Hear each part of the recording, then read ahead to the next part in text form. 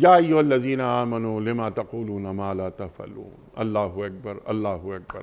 ارشاد فرمائیے، میں نے انٹرو میں ایک سوال رکھا تھا، اس سے آغاز کرتے ہیں کہ روئے سخن کس جانب ہے؟ شان نزول ارشاد۔ دیکھیں، اس کا شان نزول یہ ہے کہ منافقین کا یہ اسلوب ہوتا تھا کہ جب بھی وہ نبی کریم صلی اللہ تعالی وسلم کی بارگاہ میں آتے تو آ کر اپنی خدمات اور اپنے حوالے سے کہ جب بھی کوئی موقع آیا تو ہم اسلام کے لیے کھڑے ہوں گے، ہم آپ کے لیے جہاد کے لیے چلیں گے۔ لیکن جب اللہ تبارک و تعالیٰ کی طرف سے جہاد کا حکم آتا، کوئی بھی موقع آیا، خاص طور پر آپ دیکھیے کہ احد کا موقع آیا، خندق کا ایک مشکل ترین مرحلہ آیا، لیکن کفار عبداللہ بن سلول اور اس کے ساتھی جو ہیں آدھے راستے میں اسلام کو اور مسلمانوں کو دھوکہ دے کے چلے گئے۔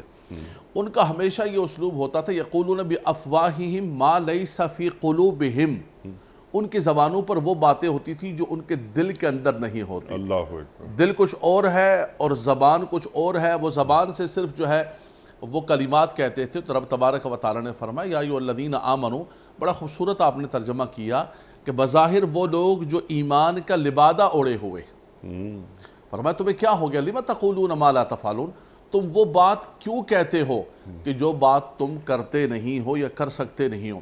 دیکھیں، دو چیزیں ہوتی ہیں محترم انی کے مصاحب۔ ایک تو یہ ہوتا ہے کہ انسان کسی چیز کا عزم مصمم رکھتا ہے، اس کا عزم ہے، اس کا ارادہ ہے، اس کی نیت ہے، سٹرگل ہے، سب کچھ اس نے وسائل جمع کیے ہوئے، لیکن نہیں ہو سکا کسی مشکل کی وجہ سے، اس کے اندر پکڑ نہیں ہے۔ لیکن ایک یہ ہے کہ پہلے ہی سے بندہ یہ ارادہ کر لے کہ میں نے کرنا ہے نہیں ہے، بس خالی باتیں کرتے جاؤ، باقی کہتے جاؤ، کہنے سے کیا ہوتا ہے، اور انسان زبان سے کہتا جائے۔ منافقین کا یہ اسلوب تھا